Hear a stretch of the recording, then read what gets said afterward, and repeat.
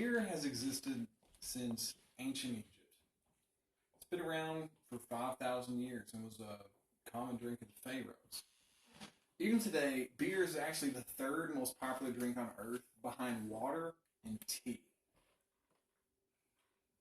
In the United States, beers such as Bud, Coors Light, Natural Light, things like that, they virtually have come to define beer in America.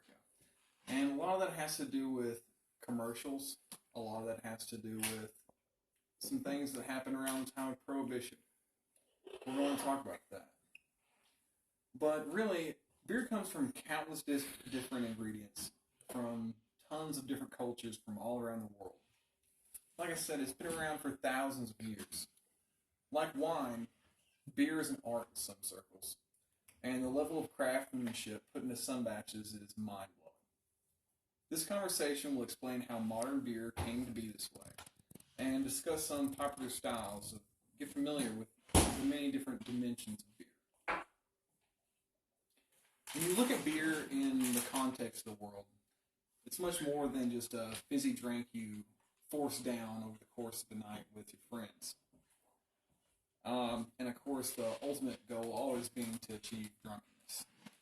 The typical American light beer, perhaps bought from a gas station, is composed of about 4 or 5% alcohol, and the rest of it is virtually entirely water.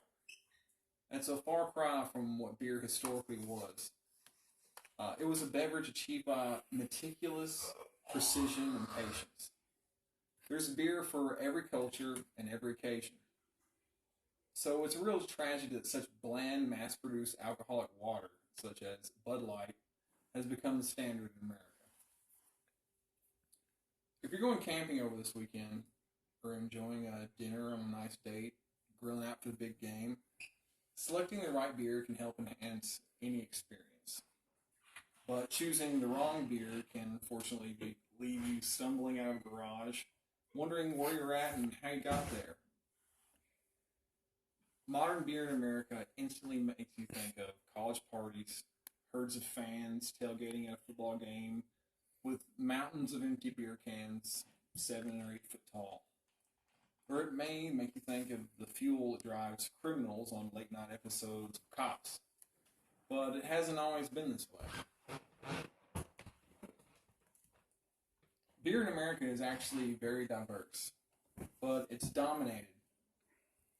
Breweries such as Dogfish Head, North Coast, Founders, Bell's are staples on the craft beer scene.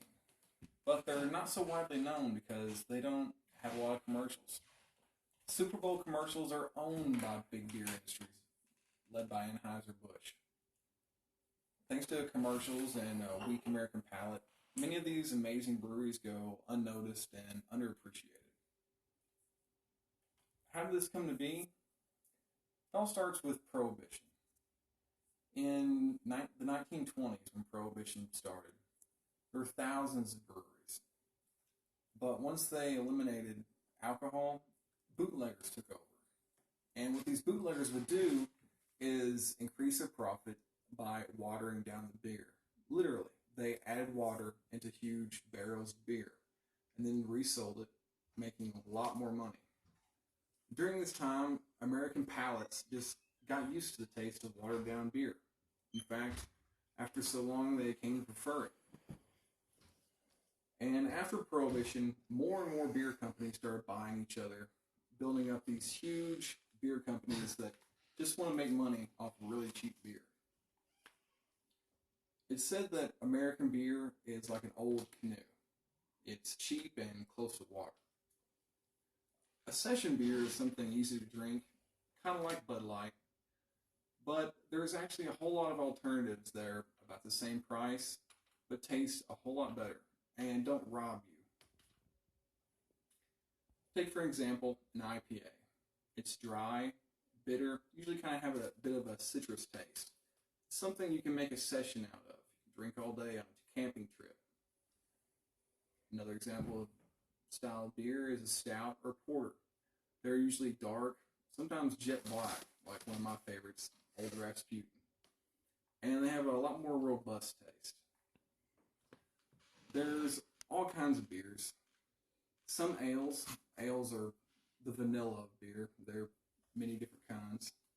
Sometimes they're even aged in used bourbon barrels. There's all kinds of different tastes that you can get with beer. Another type of beer is a Trappist ale. A Trappist is an interesting type of beer because it's made by monks for the profit of their monastery. And those recipes have been around for hundreds and hundreds, almost thousands of years.